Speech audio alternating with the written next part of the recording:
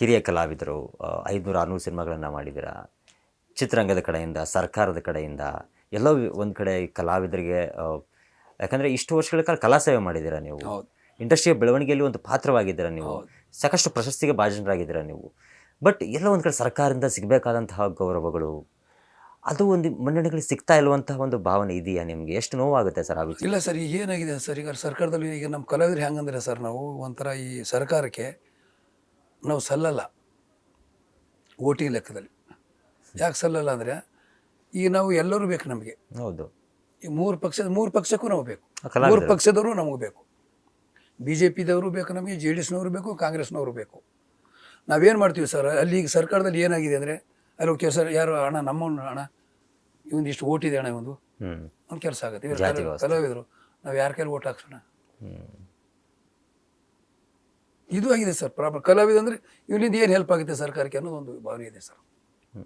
ಆಮೇಲೆ ಎಲ್ಲೋ ಒಂದು ಕಡೆ ಸರ್ ನೀವು ಹೇಳ್ದಂಗೆ ಈ ಅವಾರ್ಡ್ಗಳ ವಿಚಾರ ಇರ್ಬೋದು, ಎಲ್ಲೋ ಒಂದು ಕಡೆ ಮೋಸ ಆಗ್ತಿದೆ ಅನ್ಸುತ್ತಲ್ವ ಸರ್? ಇಲ್ಲ ಸರ್, ಅದು ಏನೊಂದು ಗೊತ್ತಾಗ್ತಾ ಇಲ್ಲ ಸರ್. ನೋಡಿ, ನನಗೆ ರಾಷ್ಟ್ರ ಪ್ರಶಸ್ತಿ ಅಮಿತಾಬ್ ಬಚ್ಚನ್ ಅವ್ರ ಜೊತೆ ಇದಾಯಿತು, ರಾಷ್ಟ್ರ ಪ್ರಶಸ್ತಿಯಲ್ಲಿ ಸಿಕ್ತು.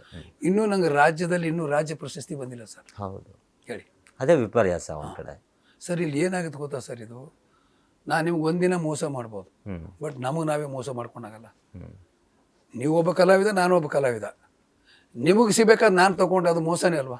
ಕರೆಕ್ಟ್ ಆಯ್ತು. ಒಂದೇನಾಗುತ್ತೆ ಸರ್, ಕಲಾವಿದ್ರು ಯಾವುದೇ ಒಬ್ಬ ಕಲಾವಿದ್ರಿ, ಸಿನಿಮಾ ಇರಲಿ ನಾಟಕ ಇರಲಿ, ಅವನು ಪಾತ್ರ ಮಾಡಿದಕ್ಕೆ ಒಂದು ಏನೋ ಸಿಕ್ಕರೆ ಖುಷಿನೇ ಬೇರೆ. ಅವ್ನು ದುಡ್ಡು ಕೇಳಲ್ಲ.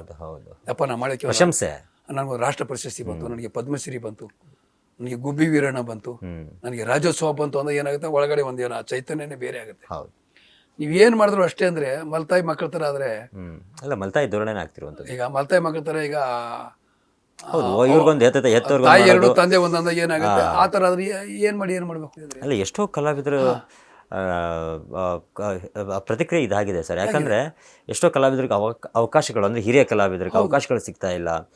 ಅಂದರೆ ಕೊನೆಯ ಹಂತದಲ್ಲಿ ಅವ್ರಿಗೆ ಆರ್ಥಿಕವಾಗಿ ತುಂಬ ಸಂಕಷ್ಟಗಳಾಗ್ತಾ ಇದೆ. ಆರೋಗ್ಯದ ಸಮಸ್ಯೆ ಏರುಪೇರಾದಾಗ ಯಾರು ನೋಡ್ಕೊತಾರೆ ಸರ್? ಈಗ ಒಂದೇನಾಗುತ್ತೆ ಅಂದರೆ ಸರ್ಕಾರ ಅದು ಗಮನ ಹರಿಸ್ಬೇಕು ಸರ್. ಒಂದೇನಾಗುತ್ತೆ, ಯಾವನೋ ಒಬ್ಬ ಕಲಾವಿದ ಮನೆ ಇಲ್ದೇನೆ ಸತ್ತೋದ ಅನ್ಕೊಳ್ಳಿ. ಹೌದು ಹೌದು, ಅದು ಬಟ್ ಇಡೀ ಕರ್ನಾಟಕ ತುಂಬ ಹೆಸರಾಗುತ್ತೆ. ಹೌದು ಹೌದು.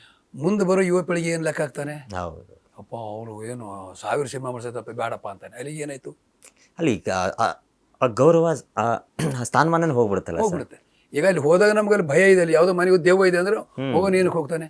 ಹೌದು. ಈಗ ಮನೆಗೆ ಅಪ್ಪ ಅಮ್ಮ ಯಾವನಿಗೊಬ್ಬ ಹೊಸ ಪೀಳಿಗೆ ಯಾವನಿಗೊಬ್ಬ ನಾನು ನಾಟಕದಲ್ಲಿ ಮಾಡಬೇಕು, ಸಿನಿಮಾದಲ್ಲಿ ಮಾಡಬೇಕು ಅಂದ. ಅಪ್ಪ ಅಮ್ಮ ನೋಡಪ್ಪ, ನೋಡ್ದೇನಪ್ಪ, ನೋಡಿ ಇಷ್ಟೆಲ್ಲ ಮಾಡಿದ್ರು, ಇಷ್ಟ ಮಾಡಿದ್ರೆ ಸರ್ ಏನು ಮಾಡ್ತೀನಿ ನೀನು ಅಂತ ಕೇಳ್ತಾರೆ ಅವರು. ಹೇಳಿ, ಒಬ್ಬ ಕಲಾವಿದ ರೆಡಿ ಆಗೋದು ಹೋಯ್ತಾ ಅಲ್ಲಿಗೆ. ಹೌದು ಹೌದು ಹೌದು. ಇದು ಸರ್ಕಾರ ಗಮನ ಹರಿಸ್ಬೇಕು ಸರ್.